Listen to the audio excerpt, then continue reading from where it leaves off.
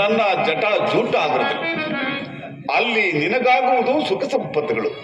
ಚಂದ್ರಮ್ಮ, ಇದು ನಿನಗಾಗಿ ಕರ್ಣಿಸುವೆನ ದಕ್ಷ ಶಾಪ ವಿಮೋಚನೆಯನ್ನು. ನಿನ್ನ ದಿನಚರಿಯ ಗಗನ ಮಾರ್ಗದಲ್ಲಿ ಒಂದೊಂದು ದಿನವೂ ಪ್ರತಿಯೊಂದು ದಿನವೂ ಒಂದೊಂದು ಕಳೆ ಹಚ್ಚಿ ಶುಕ್ಲ ಪಕ್ಷದಲ್ಲಿ